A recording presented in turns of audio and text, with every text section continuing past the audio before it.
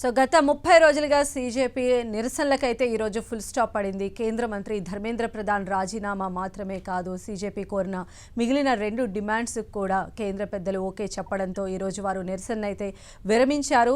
పైగా వాళ్ళందరూ కూడా జాగ్రత్తగా ఇంటికి వెళ్లాలని చెప్పి సీజేపీ నేతలు కూడా పిలుపునిచ్చారు. మరి ఈ నేపథ్యంలో ఫర్దర్ పాలిటిక్స్ ఎలా ఉండబోతున్నాయి, సీజేపీ భవిష్యత్తు ఏంటి అనే విషయాలు వివరించడానికి మనతో పాటు ఉన్నారు ప్రముఖ అనలిస్ట్ పత్తిపాటి పుల్లారావు గారు. పుల్లారావు గారు, గుడ్ ఈవినింగ్ అండి. Good evening. సో పుల్లారావు గారు, ఇప్పుడు సీజేపీ అనేది ఒక సంచలనాత్మకమైన థర్డ్ పార్టీగా అవతరించింది అనేటువంటి వార్తలు వస్తున్న నేపథ్యంలో ఈరోజు నీట్ రీ ఎగ్జామ్కి సంబంధించి కేంద్ర పెద్దల్ని వీళ్ళు చేసినటువంటి పోరాటాలతో కేంద్ర ప్రభుత్వం దిగి వచ్చింది అనేటువంటి దీనిలో భాగంగా నెక్స్ట్ సీజేపీ పాత్ర ఎలా ఉండబోతుందంటే ఏం చెప్తారు సార్? ఒకటి ముఖ్యంగా ఇవాళ మనకి ఇంత ఇష్యూ ఎలాగైపోయిందంటే, ఇది మన హిస్టరీలో ఫస్ట్ టైం నేషన్ వైడ్ పరీక్ష మళ్ళీ చేయటం ఫస్ట్ టైం. అందువల్ల 22 లక్షల మందికి పరీక్ష అవగానే దేశం అంతా ఇంపాక్ట్ అయిపోయి అల్లరైపోయింది. అది చక్కగా అది వెంటనే గవర్నమెంట్ కొన్ని స్టెప్స్ తీసుకుని ఉంటే, ఆ రోజే మేము ఎగ్జామిన్ చేస్తున్నాం, మీ ఫీజు రిటర్న్ చేస్తాం, మీకు కొన్ని ఖర్చులు ఇచ్చేస్తాం అంటే గొడవ లేకపోతుంది. ఆ ఎగ్జామ్ అవినా మర్నాడే ధర్మేంద్ర ప్రధాన్ బాగా చేశాను, నేను రిజైన్ చేస్తానంటే అక్కడ కూడా పోతుంది. ఆ ప్రభుత్వం ఏం చేయలేదంటే ఆలోచించలేదు. ఇలాగ ఒక్కోసారి ఇష్యూ పెద్దదైపోతుంది, ఆలోచించలేదు. అది 18 సంవత్సరాల క్రితం అన్నా హజారే ఫాస్ట్ మీద కూర్చున్నప్పుడు ఢిల్లీలో అంతవరకే 5-6 రోజులు ఉంటుంది, పోతాడు. 1975లో జయప్రకాష్ నారాయణ్ ఇందిరాగాంధీ మీద యాజిటేషన్ స్టార్ట్ చేస్తే అసలు వీడు ఎవడు అన్నా. సో ఇవన్నీ ఎక్కడికి వెళ్తాయి చెప్పదా? ఇది చాలా సీరియస్ అయిపోయి ముందరికి వెళ్ళిపోయింది, అన్నీ కలిసి వచ్చింది. అందువలన వాళ్ళ గవర్నమెంట్ కూడా స్టెప్ బ్యాక్ చేసి, గవర్నమెంట్ నేను చెయ్యం, అతను రిజైన్ చేయలేను అంటే వాళ్ళు కొంత నిర్ణయానికి వచ్చారు. అతను అంత కీ మంత్రి కాదు, ఏదో కొద్దిగా పబ్లిక్ ఇమాజినేషన్, పబ్లిక్ మైండ్లోకి వెళ్ళిపోయింది ఈ ఇష్యూ. నీట్ ఎగ్జామ్ పాస్ చేశారు, కాగితాలు అమ్మేశారు, మంత్రి రిజైన్ చేయాలి అని వచ్చింది. పబ్లిక్ ఇమాజినేషన్లోకి వచ్చాక బయటికి తీయటం కష్టం. సో ఇవన్నీ ఈవేళ రెసిగ్నేషన్ ఇచ్చారు, ఇంకా ఇష్యూ సెటిల్ అయిపోయింది. ఇది మళ్ళీ తర్వాత ఫ్యూచర్ ఏమవుతుందో మనం ఏం చెప్తాం. వాళ్ళు అడిగిన ఏమన్నా కోరికలు కూడా ఓకే అన్నారు. సో ఇష్యూ సెటిల్ అయిపోయింది, వాళ్ళు వెళ్ళిపోతారు. మళ్ళీ నెక్స్ట్ చాప్టర్ ఏముంటుంది, అది వేరే ఉంటుంది. అంటే ఇప్పుడు నెక్స్ట్ రైతు ఉద్యమం కూడా ఆల్రెడీ నడుస్తూ ఉంది సైమల్టేనియస్గా దీనికి సంబంధించి. అంటే సీజేపీ ఏమన్నా అలాంటి ప్రొటెస్టులను కూడా ఎంకరేజ్ చేసి వాళ్ళతో కూడా కలిపి వెళ్ళేటువంటి ఛాన్సెస్ ఎంతవరకు ఉండొచ్చండి? చేయొచ్చు, అది ప్రజాస్వామ్యంలో చేయదని ఎవరన్నారు? చేయమన్నారు, చేసుకోండి. అది రూల్ ప్రకారంగా చేస్తారు. తర్వాత ఏంటంటే మనం చూసింది ఈవేళ మొన్న నరేంద్ర మోడీ పాపులరా కాదా నేను చెప్పదు, కానీ అన్పాపులర్ మ్యాన్ కాదు. అన్పాపులర్ అంటే ఆయన ఒక అన్పాపులర్ లీడరు. ఆయన ఏదో అయిపోయింది దిగాలేదు, అది లేదు, అది మాత్రం ఆయన మీద లేదు. రైతు ఉద్యమం వస్తుంది, చేసుకుంటారు. ఇప్పుడు వాళ్ళు ఊరు బయట చేస్తారు. ఈ దేశంలో అలవాటు పడాలి. ఎందుకంటే చిన్న విషయం, చాలామందికి ఈ లైన్ రాదు.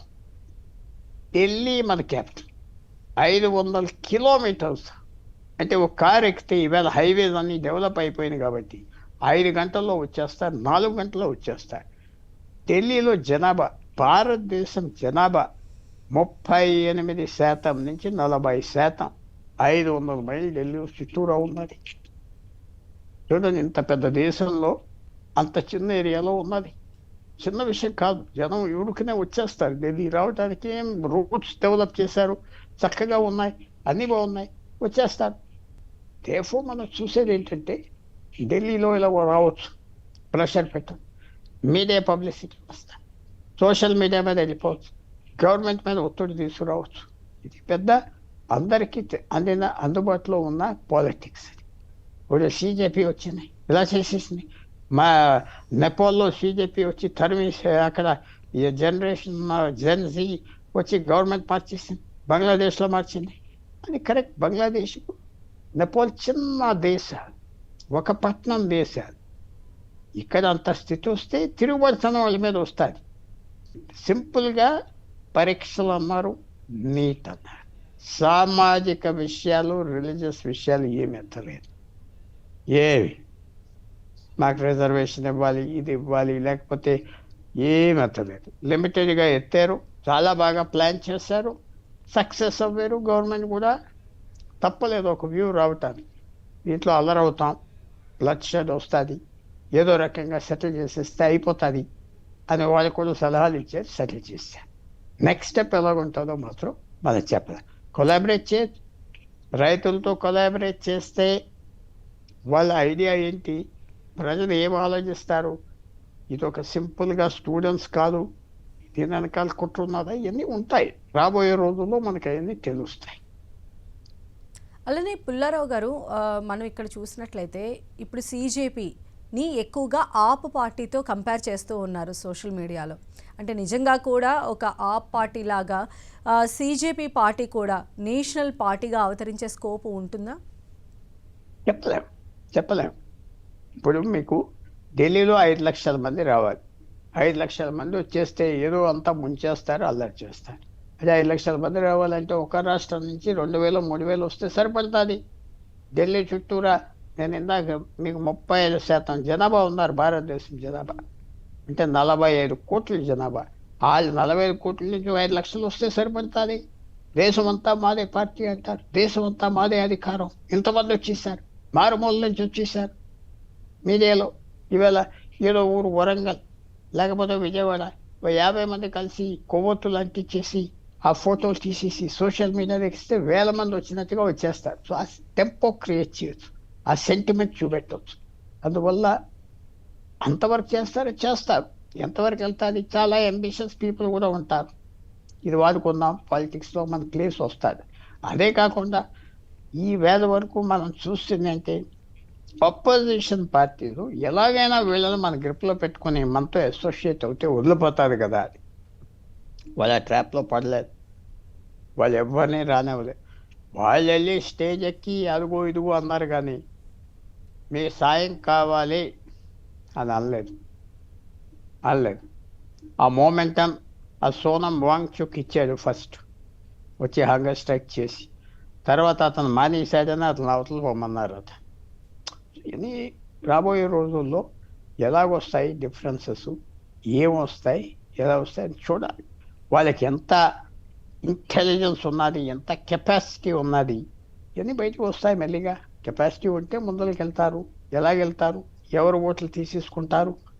వాళ్ళు వచ్చి కేజ్రీవాల్ వచ్చినప్పుడు కాంగ్రెస్ ఓట్లు తీసుకున్నాడు, వీళ్ళు వచ్చి బీజేపీ ఓట్లు తీసుకున్నాడా, లేకపోతే కాంగ్రెస్ ఓట్లు తీసుకున్నాడు. ఫ్యూచర్ ఇంకా ఎలక్షన్కి టైం ఉన్నాయి, కానీ ఏదో పెద్ద పొలిటికల్ ఫోర్స్గా డెవలప్ అవుతుందని నాకు నమ్మకం లేదు.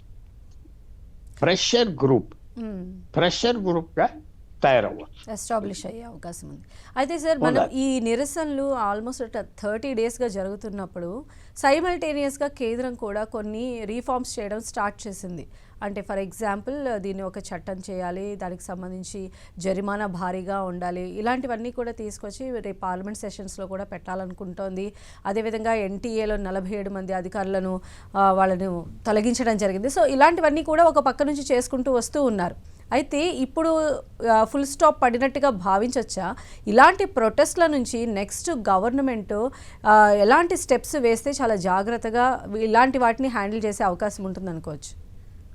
ఫస్ట్ ఫ్యూచర్లో ఏమి కసరత్స్ వస్తాయి, ఫ్యూచర్లో వచ్చే మనం ఎవరు ప్రిడిక్ట్ చేయలేం. ఇప్పుడు కొత్త అంశాలు వస్తాయి. ఇప్పుడు ఇది కరెక్ట్గా చేస్తే బాగుంటుందని ఫుల్ ప్రూఫ్గా చేయొచ్చు, పేపర్లు లీక్ అవ్వకుండా. ఈవేళ మింట్లో డబ్బు RBI వందల కోట్లు ప్రింట్ చేస్తుంది, కానీ బయటికి రావట్లేదు కదా. కౌంట్ ఆఫ్ ఆ డబ్బు ఎవరు దొబ్బట్లేదు కదా. రోజు కొన్ని 100 కోట్లు ప్రింట్ చేస్తారు కరెన్సీను, ఎవరో జోబుల్లో పెట్టుకొని బయటికి రావట్లేదు. ఆ సేఫ్ గార్డ్స్ చేయొచ్చు. మనం ఏం కనపడింది, చాలా క్యాషువల్గా క్వశ్చన్స్ అడిగేవాళ్ళు రాయమన్నారు. ఎవరో లాటూర్ అనే ఊర్లో మహారాష్ట్రలో కెమిస్ట్రీ పేపర్ ఏదో పెట్టాడు, ఎంత క్యాజువల్గా చేశాడు. ఆ పేపర్ కాపీలు కొంతమందికి ఇచ్చాడు. అక్కడ ఎలా పెట్టారు లాటూర్ రోడ్ని, వాడికి ప్రెస్టీజ్ ఏమున్నది, అలా పెట్టేశారు అంతే. ఇష్టం వచ్చిన చేశారు, ప్రొఫెషనలిజం లేదు. ఎవరు వాడు, అది ఎవరి దగ్గర ఇచ్చేసి ఉంటుంది కాపీస్, ఎవరు వాచ్ చేస్తున్నారు వాడిని? లీక్ అయిన పేపరు. లాటూర్ అంటే ఒక పట్నం మహారాష్ట్రలో, అక్కడ వాడు సెట్ చేసేటువంటి పేపర్స్ ఎన్నో ఐఐటీస్ ఉన్నాయి, ఎన్నో ఢిల్లీలో ఎంతో ఉన్నది. అయ్యేం పెట్టుకుంటా బాంబేలో గేంబేలో ఎవరినో తీసుకొచ్చి చేపెట్టాడంటే సిస్టమ్ చాలా యూస్లెస్గా రన్ చేశారు. కాబట్టి అది ఇంప్రూవ్ చేయాలి. తప్పకుండా చేసే శక్తి ఉన్నది, పెద్ద విషయం కాదు. మిగతాది కూడా ఏమైనా రిఫార్మ్స్ ఉంటే చేస్తే బెటర్. కానీ అంత రిఫార్మ్స్ ఎలా వస్తాయి? ఇవాళ ఎక్కువ ఎడ్యుకేషన్ ప్రైవేట్ సెక్టర్లోనే ఉన్నది కదా. వాళ్ళే బర్డెన్ మోస్తున్నారు కదా స్కూల్స్ నుంచి. సో ఆ రిఫార్మ్ ఎలాంటి వస్తాయో మనం చూడాలి. తర్వాత ఇష్యూస్ కొద్ది రోజులు బాగా వెలుగుతాయి, తర్వాత అందరూ మర్చిపోతారు. అది ఉంది, జ్ఞాపకం పెట్టుకోవాలి, అందరూ మర్చిపోతారు. అలానే ఇప్పుడు ఈ ప్రొటెస్ట్ టైంలో మనం చూస్తే ప్రతిపక్షాలు కూడా వీళ్ళకి సంఘీభావం ప్రకటించాయి. ఈవెన్ మనం రాహుల్ గాంధీ కూడా మోదీ హౌస్ని చుట్టుముట్టడం ఇవన్నీ కూడా చూసాం. అయితే ఇప్పుడు వీళ్ళు విన్ అయ్యారు కాబట్టి ఇన్ ఫ్యూచర్లో సీజేపీ ప్రతిపక్షాలను ఎంతవరకు ఇన్ఫ్లుయెన్స్ చేసే అవకాశం ఉంటుందనుకోవచ్చు సార్? ప్రతిపక్షాలు సీజేపీ కోసం ఎతకటం, వాళ్ళ దగ్గరికి వెళ్ళటం, వాళ్ళకి సపోర్ట్ చేయటం, వాళ్ళని పొగడటం, వాళ్ళని ఎత్తేయటం అన్నీ చేశారు. కానీ సీజేపీ రియాక్ట్ అవ్వలేదు. ఏమన్నారంటే ఇది యూత్ ప్రొటెస్ట్, అపోజిషన్ ప్రొటెస్ట్ కాదని చాలా తెలివితేటలుగా డీల్ చేశారు. సో ఫ్యూచర్లో వాళ్ళు కలుపుకుంటారా అది కూడా నాకు డౌట్ఫుల్గా ఉంది. వాళ్ళు ఎందుకు కలుపుకుంటారు, కలుపుకొని వాళ్ళని ఎందుకు డామినేట్ అయిపోతారు వాళ్ళ ద్వారా? సో నాకు వీళ్ళ రూట్ ఏంటి రోజు రోజుకి మనకు తెలుస్తుంది. మైండ్లో ఏమున్నది, ఎవరు ఉన్నారు వెనకాల, ఎవరు మందులు ఉన్నారు, అది మెల్లిగా బయటకు వస్తాయి. ఇప్పుడు ప్రస్తుతం ఏంటంటే వాళ్ళు చేసేది ఏదో ఇండిపెండెంట్గా ఉన్నాం, బయటకు వచ్చాం. ఎక్కడైనా ఈవేళ ఆపోజిషన్కి మా థ్యాంక్స్ ఇచ్చేమనే మాట అన్నారా? ఎక్కడా లేదు. ఎందుకంటే వాళ్ళకి తెలుసు మనం చేసే పని వాళ్ళ క్రెడిట్ తీసుకుందాం అని. వాళ్ళ క్రెడిట్ తీసుకుంటే వీళ్ళకి ఎంత లాభం? వీళ్ళు ఒక పెద్ద నాయకులు అయిపోవాలని పెద్ద ప్లాన్స్తో ఉన్నారని అర్థమవుతుంది. తప్పకుండా చాలా మొబిలైజ్ చేద్దాం. ఇందాక మీకు ఏం చెప్పా, 5 లక్షల జనం ఢిల్లీ తీసుకురావటం కష్టం కాదు, సొంతంగా వచ్చేస్తారు పక్క ఊర్ల నుంచి మోటార్ సైకిల్స్ మీద, బస్సెస్ మీద. 5 గంటల ప్రయాణం, 3 గంటల ప్రయాణం, 6 గంటల ప్రయాణం అయితే ఢిల్లీ 45 కోట్ల జనాభా ఉన్నారు ఢిల్లీలో. 5 గంటల ప్రయాణం ఢిల్లీ, వెస్టర్న్ యూపీ, రాజస్థాన్ ఎక్కడైతే జనం ఉన్నారో, గాజియాబాద్, నోయిడా, పంజాబ్, హర్యానా, హిమాచల్ ప్రదేశ్, ఉత్తరాఖండ్ ఇవన్నీ వస్తాయి. 500 కిలోమీటర్లు మధ్యప్రదేశ్. సో ఇవన్నీ అందరికి తెలిసిన విషయం. జనం వస్తారు, కానీ ఎక్కడికి వెళ్తుంది? వీళ్ళకి ఎంత పాపులారిటీ వస్తుంది? వీళ్ళు మాస్ లీడర్స్గా తయారవ్వగలరా? ప్రెషర్ గ్రూప్స్గా ఉండిపోతారు. కేజ్రీవాల్ మాస్ లీడర్గా ఎలా తయారవ్వాడంటే ఢిల్లీకి రిస్ట్రిక్ట్ అవ్వాడు. బీజేపీ కాంగ్రెస్ పార్టీ అప్పటికి వాళ్ళ 70 సంవత్సరాలు బట్టి వాళ్ళిద్దరే ఏదో రూపాల్లో డామినేట్ చేస్తున్నారు. మన చెన్నైలో ఎలాగొంది, ఏడీఎంకే మీద డిఎంకే మీద విరక్తి వచ్చింది. 65 సంవత్సరాలు బట్టి వాళ్ళే ఇంకో పార్టీకి వెళ్ళారు. అలాగప్పుడు కేజ్రీవాల్కి ఛాన్స్ ఇచ్చారు, కాంగ్రెస్ అండ్ బీజేపీ అయినా. ఆ స్థితి దేశవ్యాప్తంగా ఎక్కడొస్తుంది? వీళ్ళకన్నా మోసే బరువు ఉన్నదా? అయినా చూడాలి నెక్స్ట్ స్టెప్ ఏంటి వీళ్ళు చేయబోయి, అది మనకి ఇండికేషన్ వచ్చేస్తుంది. సో ఇప్పుడు ఈ నిరసనలతో అంటే ఇన్ ఫ్యూచర్లో పాలసీ మేకింగ్ అనేది పార్లమెంట్లో కాకుండా ఇలా స్ట్రీట్స్లోనే జరుగుతుందని అనుకోవచ్చు? అస్సలు పార్లమెంట్లోనే జరుగుతుంది, అసెంబ్లీలోనే జరుగుతుంది. ఇది వన్ ఆఫ్. ఇక్కడ కూడా ఏమైంది, వాళ్ళు డిమాండ్ పెట్టారు, గవర్నమెంట్ చేయవలసిన పని చేశారు అంతే. ఇక్కడే కూర్చొని మేము పాలసీలు రాస్తామని తీసుకొచ్చేది జరగదు, కష్టం. ఈ సొసైటీలో ఈ సెటప్లో జరగటం కష్టం. అది అంత స్తోమత ఉండదు, అంత సోషల్ క్యాపిటల్ లేదు. కంట్రీ కూడా అది అడ్మిట్ చేయదు. ఈ ఉన్న సిస్టమ్ అని పాస్ చేసుకోరు. ఎవరో సీట్స్ మీద కూర్చొని అక్కడే అన్నీ చేసేస్తామనే పరిస్థితి రాదు. చూద్దాం మనకి రాబోయే రోజుల్లో వాళ్ళ హ్యాండ్ ఏంటి, వాళ్ళ ఐడియాస్ ఏంటి, అన్ని తరోగా ఆలోచించుకున్నారా, వాళ్ళ లిమిట్స్ వాళ్ళు సెట్ చేసుకున్నారా? వాళ్ళ లిమిట్స్ లిట్గా వెళ్తే పోతా. లిమిట్స్ సెట్ చేసుకున్నారా? ఒక ప్రాంతీయ పార్టీ నేషనల్ పార్టీ అయిపోగలదా? లేకపోతే కేజ్రీవాల్ ఎన్నో చోట్ల పోటీ చేశాడు, పంజాబ్లో గెలిచాడు, ఢిల్లీలో గెలిచాడు, అదే పెద్ద గొప్పతనం. వీళ్ళు ప్రెషర్ గ్రూప్గా తయారవుతారా? అంతే అన్నమాట. పొలిటికల్ పార్టీగా తప్పకుండా మార్చుకుంటారు, తప్పకుండా అప్పుడే చేయలేదు, పొలిటికల్ పార్టీగా తప్పకుండా మార్చుకుంటా, ఏదో కాజ్ తీసుకుంటా, ఆ కాజ్ అని మొదలు తీసుకెళ్తారు. సో ఇది తప్పకుండా దేశంలో ఇది మన పార్లమెంటరీ డెమోక్రసీ కంటే ఇది ఒక వేరే సిస్టమ్ తీసుకొస్తున్నారు కాబట్టి ఇది ట్యాకిల్ చేయటం పెద్ద రెస్పాన్సిబిలిటీ గవర్నమెంట్కి, పొలిటికల్ పార్టీస్. మిగతా పొలిటికల్ పార్టీస్ ఎవరైతే ఆపోజిషన్లో ఉన్నారో వీళ్ళ బలం ఏదో వాడుకుంటాం అనుకుంటున్నారో అది జరగకపోవచ్చు. సో ఇప్పుడు ఫైనల్గా చెప్పండి సార్, ఇలాంటి ఇన్సిడెంట్ బేస్డ్గా పుట్టుకొచ్చినటువంటి పార్టీల విషయంలో అంటే అటు రాజకీయ నాయకులు కానీ ఇటు అంటే రాజకీయ పార్టీలు కానీ నేర్చుకోవాల్సినటువంటి ఇది ఏంటి అంటే ఏం చెప్తారు సార్ మీరు? పాఠం, ఒక పాఠం అంటే ఏంటి?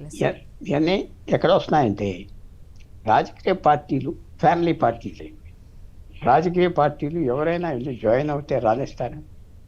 రాజకీయ పార్టీ ఒక ధర్నా పిలిస్తే బయట జనం వస్తే కుర్చీ వేస్తారా, కూర్చోబెడతారా? వాళ్ళకి ప్లేస్ ఇవ్వరు కదా. అంతా వాళ్ళు ఆల్రెడీ రిస్ట్రిక్టెడ్గా ఉంటాయి, ఓపెన్గా రానివ్వరు ఎవరు.